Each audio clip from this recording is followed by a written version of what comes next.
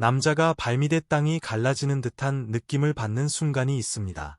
사고나 피할 수 없는 비극 때문이 아니라 훨씬 더 당혹스러운 무언가 때문입니다. 바로 자신을 사랑하겠다고 맹세했던 사람이 그가 그녀에 대해 가지고 있던 이미지와는 전혀 어울리지 않는 차가움으로 자신을 배신할 수 있다는 사실을 발견했을 때입니다. 이 갑작스러운 충격은 많은 이들로 하여금 똑같은 질문을 던지게 합니다. 어떻게 침대와 꿈, 그리고 미래를 공유하던 사람이 하루아침에 낯선 타인이 될 수 있는가? 그 답은 충동적인 행동이나 일시적인 격분에 있지 않습니다. 그것은 사회가 사람을 형성하는 방식의 깊은 변화, 그리고 현대 사회의 새로운 규칙들이 인간관계 위에 무거운 돌처럼 떨어져 내린 방식에 있습니다. 수십 년 동안 우리는 여성의 배신이 예외적인 상황이나 고립된 사례로 설명되는 이례적인 일이라고 믿고 싶어 했습니다. 그러나 불편한 진실은 그러한 기만의 능력은 항상 그곳에 존재했다는 것입니다. 변한 것은 인간의 본성이 아니라 과거에는 그러한 충동을 억제했던 결과와 대가의 풍경입니다. 우리 할머니 세대에는 여성의 외도가 치러야 할 사회적 대가가 매우 높았습니다. 헤어짐은 지위와 존경을 잃는 것을 의미했고, 심지어 삶을 다시 시작할 가능성조차 상실하는 것을 뜻했습니다. 그 압력은 비록 불공평했을지라도 가족을 위한 보호벽 역할을 했습니다. 오늘날 그 벽은 사라졌습니다. 우리는 개인의 자유라는 이름으로 모든 욕망이 정당화되고 모든 충동이 찬양받는 시대에 살고 있습니다. 이러한 환경에서 많은 여성은 일시적인 감정을 따르는 데 있어 더 이상 최소한의 저항조차 느끼지 않습니다. 그 결과는 현대 남성들을 당혹게 하는 현상으로 나타납니다. 배신을 당했음에도 불구하고 상대방은 마치 상처가 당신의 것이 아니라 자신의 것인 양 스스로를 피해자로 포장합니다. 이 모순은 고통스러운 만큼 터무니없지만 소수만이 감히 정직하게 분석하려 하는 침묵의 상수가 되었습니다. 우리가 어떻게 여기까지 왔는지 이해하려면 뒤를 돌아보고 과거와의 대조를 살펴봐야 합니다. 그래야만 예전에는 상상조차 할 수 없었던 일이 오늘날 왜 흔한 일이 되었는지 이해할 수 있습니다. 오늘날의 배신이 왜 그리 빈번하고 파괴적으로 보이는지 이해하려면 우리 할머니 세대와 현재의 차이를 관찰하는 것만으로 충분합니다. 이는 과거를 이상화하거나 더 엄격했던 시대를 낭만화하려는 것이 아니라 과거에는 특정 행동을 억제하고 가족의 안정을 유지하는 사회적 생태계가 존재했음을 인정하는 것입니다. 그 시절의 여성들은 결과가 명확한 틀 안에서 살았습니다. 외도는 사회적 죽음, 공동체의 존경 상실, 그리고 공적 이미지의 완전한 파괴를 의미할 수 있었습니다. 결혼은 단순한 감정적 유대가 아니라 엄청난 무게를 지닌 사회적 계약이었습니다. 이유 없이 그 계약을 깨는 것은 도덕적으로 우월해서가 아니라 선을 넘는 대가가 너무 커서 감히 시도하는 사람이 거의 없었기 때문에 대다수에게 상상할 수 없는 일이었습니다. 그 구조는 때로는 가혹했을지 모르지만 균형을 유지했습니다. 남성은 부양하고 보호할 의무가 있었고 여성은 가족의 안정을 지킬 의무가 있었습니다. 이 시스템은 양쪽 모두 잃을 것이 있다는 것을 보장했습니다. 그리고 그 잃을 것이 바로 가장 파괴적인 충동을 억제하는 요소였습니다. 오늘날 이 모든 것은 증발했습니다. 결과와 대가는 사실상 사라졌습니다. 여자는 사회적 심판을 거의 받지 않고 수년간의 관계를 끊을 수 있습니다. 그녀의 친구들은 그녀를 지지할 것이고 문화적 서사는 그녀를 가치를 알아주지 못한 남자의 피해자로 위치시킬 것이며 제도는 그녀를 지원할 준비가 되어 있을 것입니다. 불명예에 대한 두려움은 완전히 희석되었고 상대방을 파괴할지라도 개인의 결정을 정당화하는 담론으로 대체되었습니다. 반면 남성들은 여전히 헌신에는 내재적 가치가 있으며 사랑은 노력, 인내, 충성으로 유지된다고 믿는 과거의 감정적 코드로 작동하고 있습니다. 변해버린 세상과 여전히 옛 규칙을 믿는 남성들 사이에 이러한 불일치가 많은 남성을 완전히 무방비 상태로 만듭니다. 그들은 가정을 짓고 있다고 생각했지만 실제로는 오래전에 안전함을 잃은 땅 위에 집을 짓고 있었던 것입니다. 우리 시대의 가장 널리 퍼진 오류 중 하나는 인간이 평생 한 명의 파트너만 선택하는 백조처럼 절대적인 일부일처제를 위해 태어났다고 믿는 것입니다. 현실은 불편하겠지만 완전히 다릅니다. 생물학적으로 우리는 시간이 지남에 따라 다수의 정서적 유대를 형성할 수 있는 능력을 갖춘 영장류입니다. 이는 도덕적 문제가 아니라 진화적인 문제입니다. 가장 충격적인 것은 이러한 정서적 유연성이 남성만의 전유물이 아니라는 점입니다. 여성 또한 똑같은 능력을 갖추고 있지만 수세기 동안 그것을 행사하는 데 따르는 대가가 너무 컸던 사회적 시스템에 의해 억제되었을 뿐입니다. 역사적 관점에서 남성의 외도와 여성의 외도의 차이는 항상 결과의 문제였습니다. 남자가 곁길로 새더라도 가정을 유지하고 가족을 보호하며 자원을 제공한다면 가족이라는 핵심은 무너지지 않고 지속될 수 있었습니다. 고통스럽긴 했지만 필수적인 구조를 파괴하지는 않았습니다. 하지만 여자가 선을 넘었을 때 그 결과는 훨씬 더 심오했습니다. 그녀의 행동은 부성 불확실성을 낳았습니다. 이는 자녀에 대한 남성의 투자를 의심하게 만들었고 대부분의 문명에서 가족이라는 건축물 전체를 위험에 빠뜨렸습니다. 그렇기에 과거의 거의 모든 사회는 여성의 성에 대해 엄격한 통제를 발전시켰습니다. 이는 혐오나 경멸 때문이 아니라 순수한 사회적 생존을 위해서였습니다. 그러나 그 결과에 그물망이 사라지자 현대 남성들을 혼란스럽게 하는 현상이 나타났습니다. 여성의 외도가 더 이상 외부 장벽에 의해 제지되지 않고 그 규모가 적나라하게 드러나는 것을 보게 된 것입니다. 오늘날의 여성이 과거보다 더 나쁜 것이 아닙니다. 가치관이나 원칙이 부족해서도 아닙니다. 단지 이제 그녀들의 충동이 그 무엇에도 묶여있지 않기 때문입니다. 사회적 비용이 0으로 떨어지면 인간 본성에 항상 존재했던 것이 제동 없이 표면으로 올라옵니다. 많은 남성은 여전히 자신의 파트너가 이러한 충동 위에 있으며 사랑이 그녀를 어떤 유혹으로부터도 보호해 줄 것이라고 믿습니다. 하지만 이것은 사랑, 교육, 도덕성의 문제가 아닙니다. 이것은 결과에 대한 생각 없이 욕망을 따르도록 부추기는 현대적 환경과 생물학이 상호작용하는 문제입니다. 그리고 모든 충동을 몇 분 안에 충족시킬 수 있는 이 시대에 이러한 조합은 모든 관계를 깨지기 쉬운 구조로 변화시킵니다. 관계의 역학을 완전히 바꾼 이 전환점은 진정한 평등에 대한 열망에서 나온 것이 아니라 현대 페미니즘의 비틀린 해석에서 비롯되었습니다. 초기 단계의 페미니즘은 권리, 기회, 존엄성의 평등이라는 세상에서 가장 정당한 것을 추구했습니다. 그러나 시간이 흐르면서 운동의 일부는 평등을 위한 투쟁을 멈추고 남성의 전통적인 자유에는 접근하되 그 자유에 항상 수반되었던 비용은 감당하지 않으려는 아주 다른 것을 요구하기 시작했습니다. 균열은 바로 그 지점에서 시작되었습니다. 많은 여성에게 균형을 유지하던 책임이라는 반대급부 없이 권리라는 완전한 부채만 주어졌기 때문입니다. 과거에는 잘못된 선택을 하거나 배신하거나 가정을 깨는 것에 대해 사회적, 개인적 결과가 따랐기에 모든 결정은 신중하게 숙고되었습니다. 오늘날 지배적인 메시지는 어떤 선택도 대가를 치러서는 안 되며 어떤 충동이든 따를 가치가 있고 무언가 잘못되면 그 잘못은 언제나 남자나 상황 탓으로 돌릴 수 있다는 것입니다. 이 담론이 힘을 얻자마자 수세기 동안 닫혀있던 문, 즉 외부의 제동 없이 행동할 수 있는 가능성이 열렸습니다. 대중문화, TV 프로그램, 잡지, 소셜미디어, 그리고 페미니즘 운동에 가장 영향력 있는 목소리들은 똑같은 주문을 반복하기 시작했습니다. 행복하지 않다면 떠나라. 더 좋은 기회가 있다면 잡아라. 새로운 욕망을 느낀다면 따라라. 책임은 부차적인 것으로 밀려났고 희생은 미덕이 아니라 나약함의 징표가 되었습니다. 그 결과 일시적인 감정이 깊은 유대를 파괴하는 타당한 나침반으로 인식되는 환경이 조성되었습니다. 오늘날 많은 여성은 죄책감 없이 가정을 버리고 약속을 어기고 관계를 배신할 정당성을 느낍니다. 문화적 서사가 그녀의 감정적 안녕이 그 어떤 헌신보다 우위에 있다고 말해주었기 때문입니다.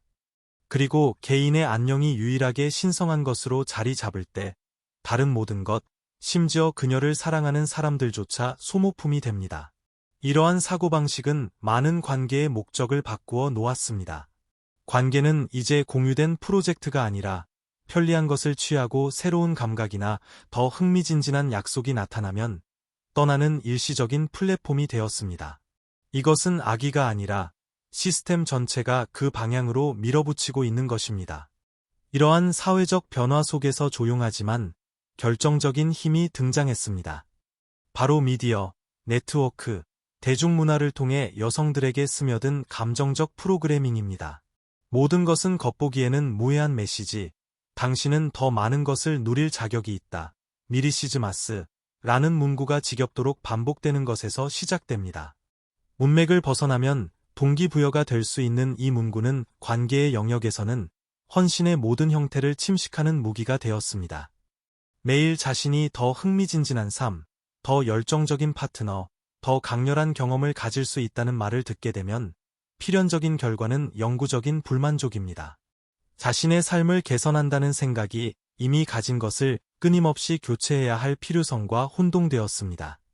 안정을 정체로 해석하고 아무리 건강한 일상이라도 평범함의 징후로 인식하는 분위기가 형성되었습니다. 그리하여 정서적 유대는 인내와 노력을 바탕으로 한 건설이 아니라 새로운 감정적 가능성을 향해 도약하기 위한 발판이 됩니다. 많은 여성이 항상 수평선을 바라보며 다음 감정, 다음 자극, 다음 확인을 찾도록 조건화되었습니다. 이 프로그래밍은 갑자기 나타난 것이 아닙니다. 불만족을 보상하는 생태계 위에 유지되고 있습니다. 패션 잡지, 예능 프로그램, 소셜미디어의 인플루언서들, 그리고 임파워먼트, 권한 강화로 포장된 수천 개의 담론이 똑같은 교리를 반복합니다. 완전히 성취감을 느끼지 못한다면, 초기 불꽃이 튀지 않는다면, 끊임없는 감동 속에 살지 않는다면, 당신은 시간을 낭비하고 있는 것이다. 이것은 초기의 설렘이 더 깊고 덜 충동적인 사랑으로 바뀌는 모든 성숙한 관계의 현실과 정면으로 충돌하는 메시지입니다.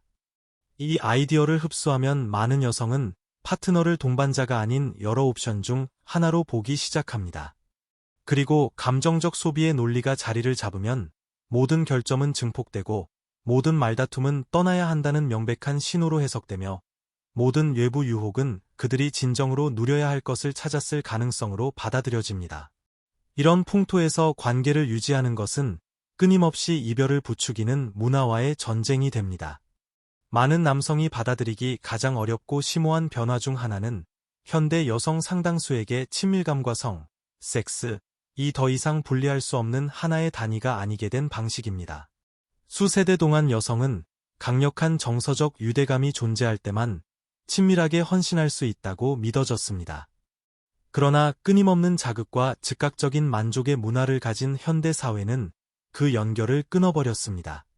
오늘날 여성이 집에서는 헌신적인 이미지를 흠잡을 데 없이 유지하면서 동시에 파트너와 감정적, 도덕적으로 공유하지 않는 경험을 평행하게 살아가는 것이 가능해졌습니다. 이 유대감의 파괴는 종종 가정 안에서 시작됩니다. 함께 사는 삶이 예측 가능해지고 욕망이 시들해질 때 일부 여성은 이를 해결하거나 직면하는 대신 침묵의 무기로 바꿉니다. 친밀감을 배급하기 시작하고 마치 특권을 부여하거나 철회하는 것처럼 관리합니다. 남자는 점점 더 거절당하고 혼란스러워하며 정서적, 신체적 욕구를 가진 것 자체에 대해 죄책감마저 느낍니다.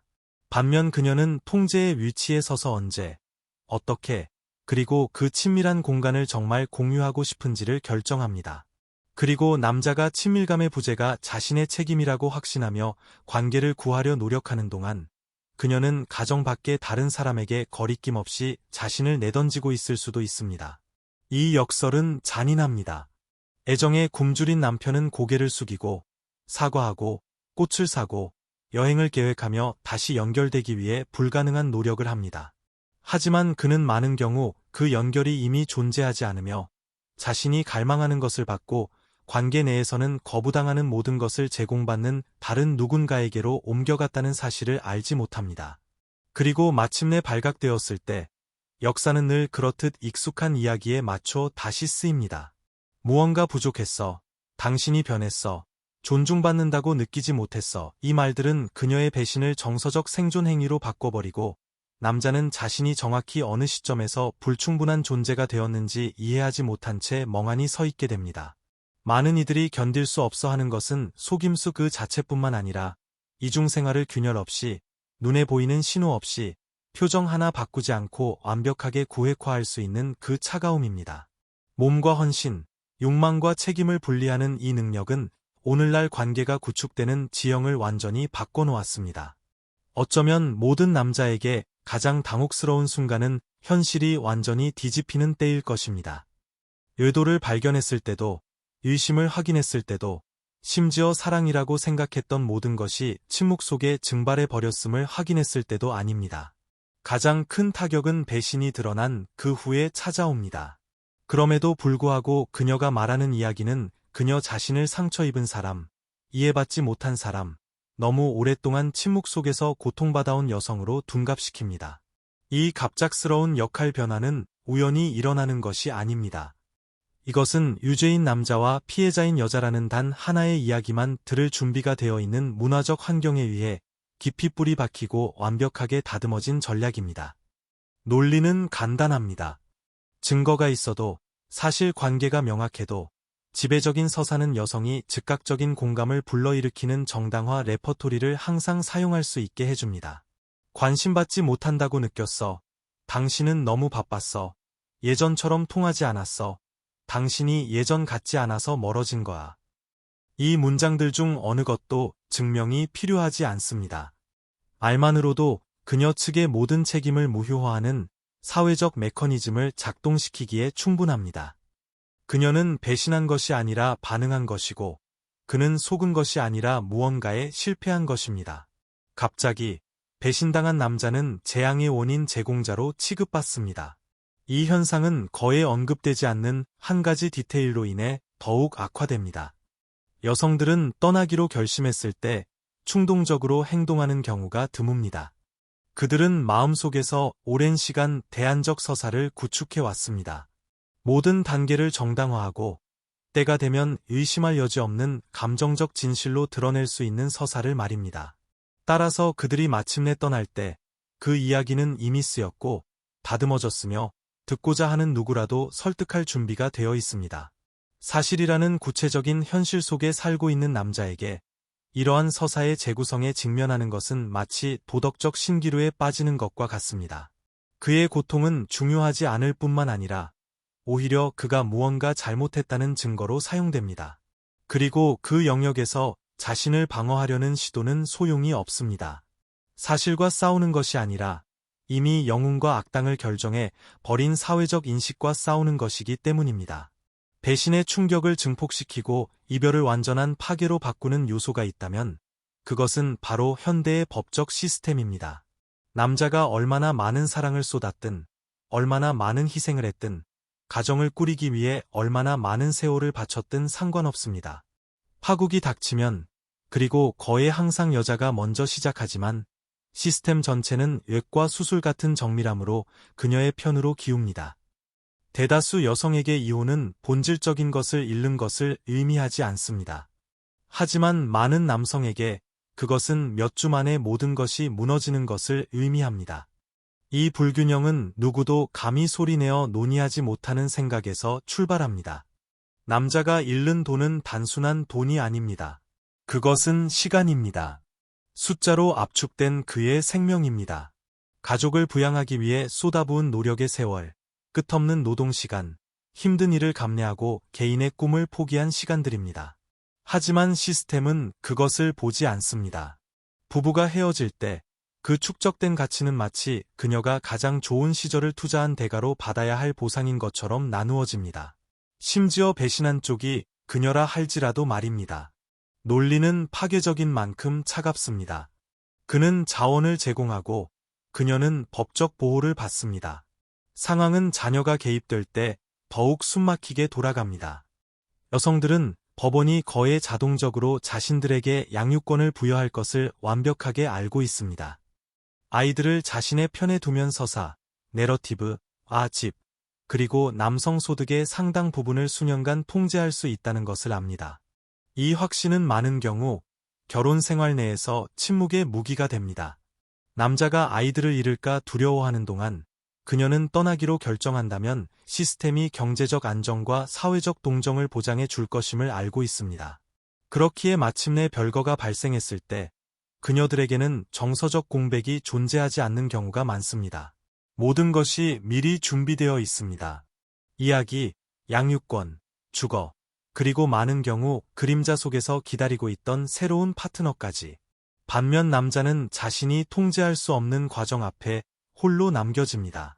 자신이 살지도 않는 집의 비용을 지불하고 자신을 배신한 사람에게 자금을 대며 일주일에 몇 시간 아이들을 보기 위해 싸워야 합니다. 많은 남성에게 이 충격은 경제적인 것일 뿐만 아니라 실존적인 것입니다. 그들은 자신이 가장 신뢰했던 사람이 처음부터 승리를 보장받고 있었다는 사실을 발견하게 됩니다. 과거에는 여자가 유혹을 느끼려면 물리적으로 누군가와 마주쳐야 했다면 오늘날은 휴대폰 잠금을 해제하는 것만으로 충분합니다. 그 작은 빛나는 사각형 안에는 매초 업데이트되는 대안과 칭찬, 기회의 우주가 존재합니다. 소셜미디어는 유혹을 끊임없고 은밀하며 동시에 어디에나 존재하는 것으로 만들었습니다. 인스타그램은 좋아요 하나하나로 자아를 먹여 살리고 틴더는 새로운 감정을 약속하는 낯선 이들에게 문을 열어주며 심지어 링크드인 같은 전문적인 플랫폼조차 더 깊은 무언가로 발전할 수 있는 모호한 연결의 장으로 변질되었습니다. 많은 여성에게 이 관심의 폭포는 단순한 오락이 아닙니다. 매일의 검증, 밸러데이션의 원천입니다. 모든 알림은 그녀들에게 선택권이 있다는 것, 더 관심 있고 더 세심하며 집에서 부족하다고 느끼는 것을 기꺼이 제공할 누군가가 항상 있다는 무언에 상기시켜줍니다. 그 결과는 인공적인 풍요의 심리 상태이며 이는 안정적인 헌신을 어렵게 만듭니다. 화면이 완벽한 가능성으로 가득 찬 세상의 환상을 제공하는데 피할 수 없는 문제들이 있는 실제 관계를 유지하려 노력하겠습니까? 상황은 더 복잡해집니다. 이러한 상호작용은 눈에 보이는 흔적 없이 평행하게 유지될 수 있기 때문입니다. 정서적 친밀감은 비공개 채팅, 겉보기엔 무해한 메시지, 칭찬으로 시작해 가정의 연결을 대체하는 깊은 유대로 끝나는 대화 속에서 발전할 수 있습니다. 이런 일이 발생하면 관계는 더 이상 양방향이 아닙니다. 남자는 모든 것이 여전하다고 생각하지만 그녀는 이미 그가 알지 못하는 사이 그를 배제한 일종의 평행 정서적 삶을 살고 있습니다. 그리고 떠날 때가 되면 그녀는 거의 빈손으로 허공을 향해 가지 않습니다. 네트워크는 그림자 속에서 후보군을 양성할 수 있게 해주었습니다. 이야기만 들어주던 친구, 너무나 친절했던 직장 동료, 그녀가 듣고 싶어하는 말만 해주는 것 같던 낯선 사람. 수많은 이별이 즉각적인 연속성을 갖는 것처럼 보이는 것은 우연이 아닙니다. 네트워크는 배신을 용이하게 할 뿐만 아니라 그것을 준비하고 부화시키며 열린 길이 될 때까지 은밀하게 유지해줍니다. 이런 환경에서 모든 관계는 끝없는 감정 시장과 끊임없이 경쟁하고 있으며 그곳에서는 이미 가진 것보다 새로움이 항상 더 매력적으로 보입니다. 이런 역학 속에서 관계가 깨질 때 상처는 어른들에게만 남지 않습니다. 진정한 충격, 가장 조용하고 깊은 충격은 자녀들에게 떨어집니다. 그들은 임파워먼트의 담론도, 새로운 사회적 서사도, 감정적 정당화도 이해하지 못합니다. 그들이 인지하는 유일한 것은 자신의 피난처여야 했던 가정이 하루아침에 사라진다는 사실뿐입니다. 그리고 최악은 이 고통이 유년기에 머물지 않고 그들의 성인기 전체를 이끌 정서적 지도로 변한다는 것입니다. 모든 것을 바쳤음에도 파괴된 아버지를 보는 소녀는 잔인한 교훈을 얻습니다. 헌신은 위험하다. 너무 사랑한다는 것은 모든 것을 잃을 위험에 노출되는 것이다. 그 소녀는 두려움과 냉소가 뒤섞인 채 성장하여 안정을 의심하고 자신의 가치를 불신하며 진정한 헌신이 요구되는 관계를 피하게 될 것입니다. 그의 불신은 악의에서 나오는 것이 아니라 트라우마에서 비롯됩니다. 그는 올바르게 행동하는 것이 공정한 결말을 보장하지 않는다는 것을 직접 목격했습니다. 반면 소녀는 다르지만 똑같이 해로운 메시지를 받습니다. 그녀는 어머니가 가정을 배신하거나 깼음에도 불구하고 지지와 인정, 심지어 물질적 혜택까지 받는 것을 봅니다.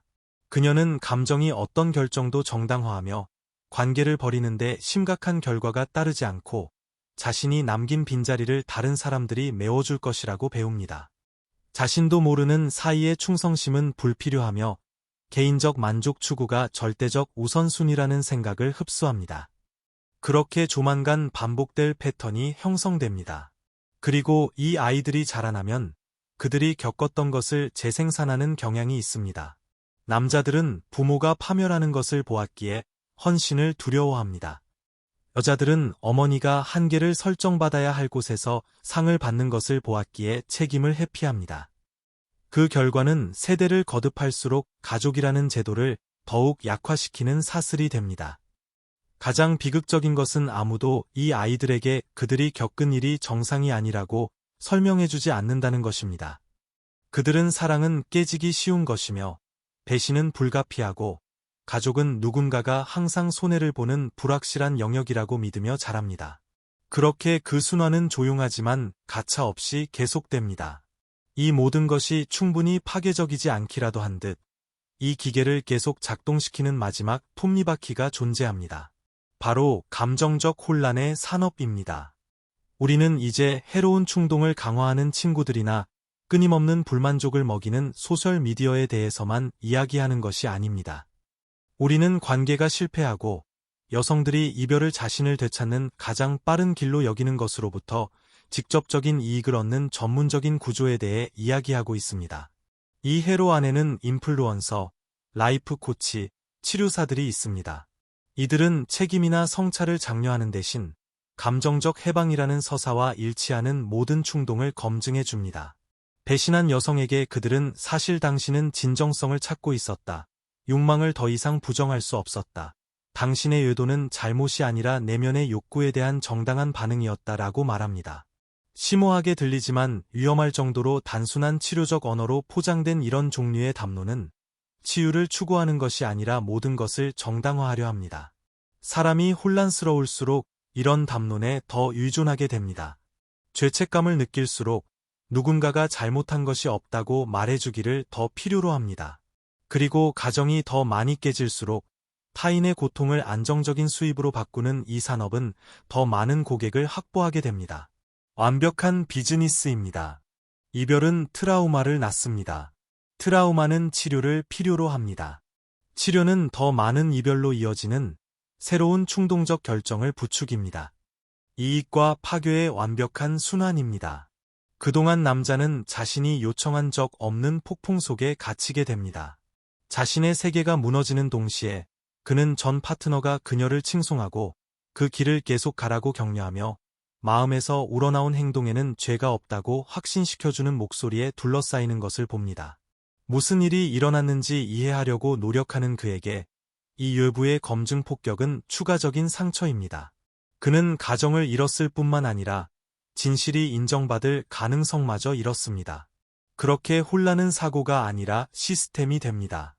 혼란을 야기한 자들에게 보상하고 지속적인 무언가를 건설하려는 자들을 처벌하는 시스템 말입니다. 이 여정의 끝에서 드러나는 것은 단순한 외도 이야기나 일련의 개인적 행동들이 아닙니다. 똑같은 결과를 반복해서 만들어내도록 설계된 완전한 시스템입니다. 남자가 항상 더 많이 위험을 감수하고 더 많이 잃고 더 많이 지불하는 시스템입니다.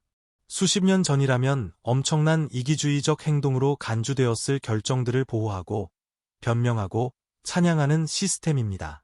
오늘날 그것들은 용기, 개인적 진화, 의심할 여지 없는 권리로 포장됩니다. 핵심 메시지는 분명합니다. 남자는 나쁜 파트너, 나쁜 결정, 혹은 일시적인 실수와 싸우고 있는 것이 아닙니다. 그는 이별에 보상하고 헌신에 불이익을 주는 문화적, 법적, 정서적 모델과 싸우고 있는 것입니다. 가족이 점점 더 프로젝트가 아니라 내면의 욕구를 충족시키지 못하면 버리는 일시적인 단계가 되어가는 모델 말입니다. 남성에게 닥친 결과는 즉각적이고 자녀들에게는 파괴적이며 사회에는 돌이킬 수 없는 것입니다. 이 현실을 받아들이는 것은 체념이 아니라 눈을 뜨는 것을 의미합니다. 실제로 무슨 일이 일어나고 있는지 이해해야 자신을 보호하고 더 의식적인 결정을 내리며 무엇보다도 공정하지 않은 시스템을 향해 맹목적으로 걸어가는 것을 멈출 수 있습니다. 많은 남성이 더 이상 존재하지 않는 약속, 더 이상 존중되지 않는 계약, 그리고 양쪽 모두가 같은 규칙 아래에서 움직여야만 생존할 수 있는 관계를 여전히 믿고 있습니다. 그리고 오늘날 분명히 그들은 같은 규칙 아래 있지 않습니다. 이제 이 구조의 모든 껍질을 벗겨낸 후 당신만이 대답할 수 있는 본질적인 질문 하나가 남았습니다. 현대 사회의 관계를 진정으로 파괴하고 있는 것은 무엇이라고 생각합니까? 당신의 의견은 중요합니다.